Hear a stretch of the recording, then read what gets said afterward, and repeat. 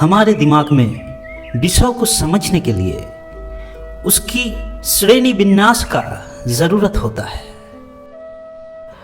हम चीजों को समझ पाते हैं उनकी विभिन्नताओं के लिए। कोई लंबा है ये पता करते हैं, कोई उससे छोटा है उसके तरफ देखकर। कोई काला है ये पता करता है उससे भी कोई गोरा है ये देखकर। यही क्लासिफिकेशन से हमें चीजों का समझ आता है।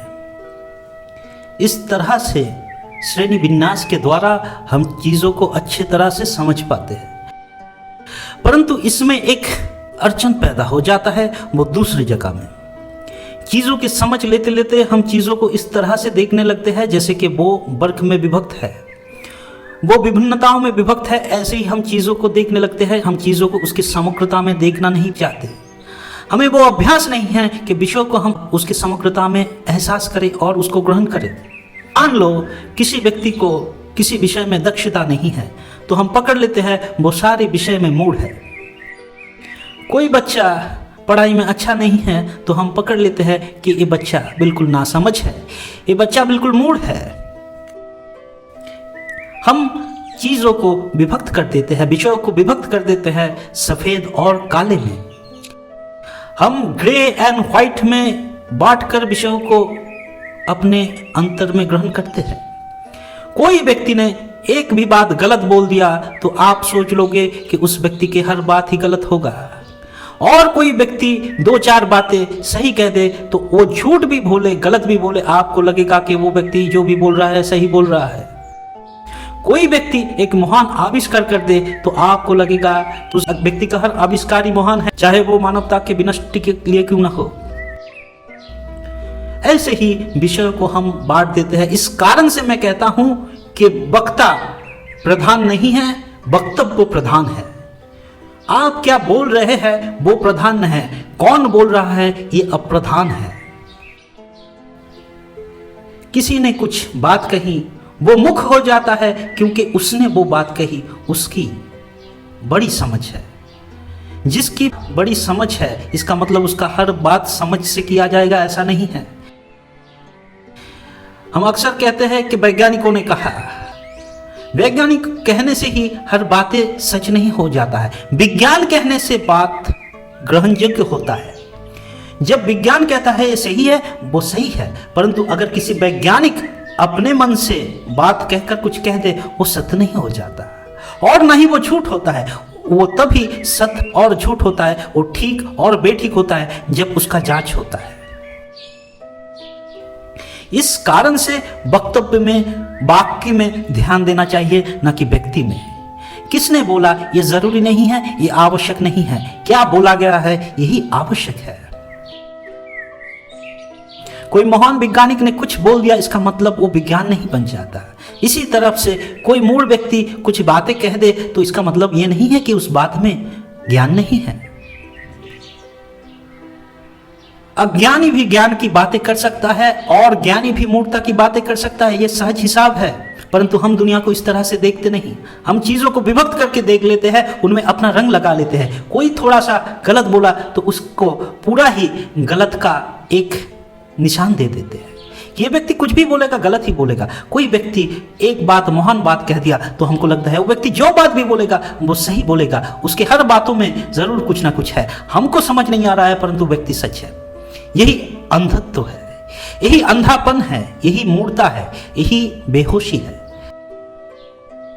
आपको विषय को उसके गहराई के लिए सम्मान देनी होगी, ना कि उसके वक्ता के लिए, उसके सृष्टिकर्ता के लिए।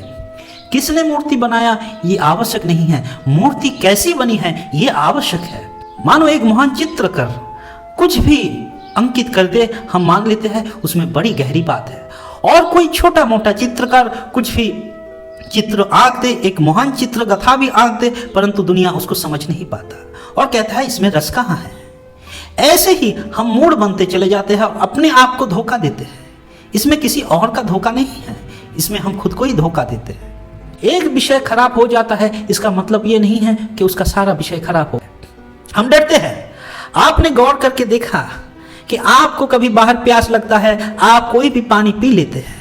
आप सोचते हैं कि ये पानी अब अमृत है, जीवनदायी है, और कोई आपको बोलता है कि ये पानी क्यों पिए, इसमें कुछ खराबी हो सकता है, तो आप कहेंगे इतना देखने से जीवन नहीं चलता, प्यास लगा है, पानी पीना पड़ेगा। और वही आप जब घर में जाते हैं और आपको शुद्ध पानी दिया जाता है और उस पानी में छोटे से छोटा भी कुछ अगर दूषित पड़ जाए, कोई अलग पानी का बूंद भी पड़ जाए, तो आप उस पानी को बदल देते हैं। आप उस पानी को नहीं पीते हैं। आप बाहर में जो खाना खाते हो उसमें चाहे कितना भी खराब चीज़ें हो आप नहीं देख पाते, इसके लिए वो भोजन आपको स्वादिष्ट लगता है और स्वादिष्ट समझ के आप खा लेते हैं। परंतु घर में जब खाना पकता है, अगर आप उसको देखें और उसमें कुछ गलत चीज़ें पड़ जाए, छोटे से छोटा भी, आप उस खाने को फेंक देते हैं।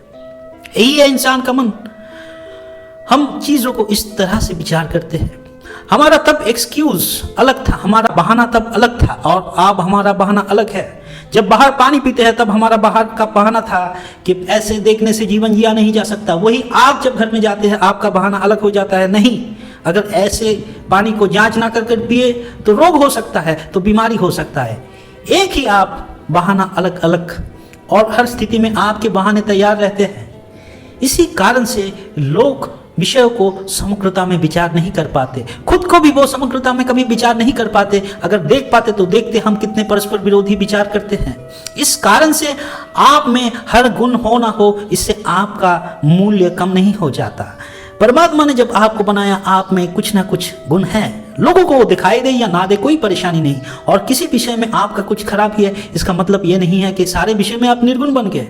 आपके हाथ में जो कला है, आप में जो शिक्षा है, संस्कार है, वो कहीं बाकी विषयों से बेहतर है। और कुछ चीज़ों में खराब होने के कारण आपकी उस विषय की गहराई, आपकी उस विषय की समझ कम नहीं हो जाती। मामा और भांजा एक घने वन होकर घर की तरफ जा रहे थे। क्रोशों दूर उनके घर था, तो वो लोग वन के अंदर से जाते जाते एक दूसरे से बात करने लगे। मामा ने पूछा, क्या तुम्हें इतिहास आती है? भांजे ने कहा, नहीं मामा जी, इतिहास में ज़्यादा ज्ञान नहीं है। मामा बोला, जीवन का 2 आने बेकार। अब बोलो, भूगोल आता है? भांजा बोला, भूगोल वो क्या होता है? मामा बोला, फिर तो 3 आना बेकार। और बताओ, इतिहास भूगोल तो नहीं आता, अंग्रेजी आती है क्या? भांजा बोला, अंग्रेजी तो बिल्कुल ही नहीं आती। फिर मामा बोला, 4 आने बेकार। ऐसे बात करते करते भांजा को जितने विषयों के बारे में पूछा गया उसको ज़्यादा ज्ञान नहीं था। फिर मामा जाके बोला, अगर ये सारे विषय आता नहीं है तो जीवन के 8 आने बेकार, जीवन का आधा की आधा बेकार। तुम किसी काम में नहीं लगोगे, तुम्हारा जीवन ही बेकार है। 8 आने जीवन के आधा आने ही बेकार चले गए। और कुछ देर जाकर भांजा मामा से पूछता है कि मामा, आपको दौड़ आती है? मामा वयस्क हो चुके थे, बहुत भारी शरीर था। इस उम्र में भला लोग कैसे दौड़े? और दौड़ तो उनको कभी आता नहीं, दौड़ का कोई ज़रूरत हुआ नहीं जीवन में। फिर दौड़ का क्या कारण, दौड़ की क्या आवश्यकता? उसने कहा, नहीं, दौड़ तो नहीं आता। फिर भांजा कहा कि आपके जीवन का पूरा ही बेकार, 16 के 16 आने ही बेकार। मेरा जीवन तो आधा बेकार था, लेकिन आपका जीवन अभी पूरा बेकार है। पीछे देखिए, शेर पड़ा है, अभी दौड़ लगा सकते हैं तो बचेंगे, नहीं तो मरेंगे। ऐसे जीवन की उपसंहार हो जाता है। ऐसे जीवन की परिपूर्णता ऐसे विषयों पर निर्भर करता है जो तुमने कभी सोचा नहीं। और लोग अक्सर जिन विषयों के ऊपर लोगों की महानता विचार करते हैं, उनमें लोगों की महानता होता नहीं। हम सोचते हैं कि कितने तालियां आपके कहने पर पड़ता है, कितने लोग आपको महान कहता है, आपके पास कितने धन है, कितने रुपए है, कितने संपत्ति है, इन सब के ऊपर आपकी महानता निर्भर करता है। परंतु जीवन एक अनोखा गाथा है। जीवन का इतिहास और जीवन का भूगोल बिल्कुल ही अलग दिशा में चलता है।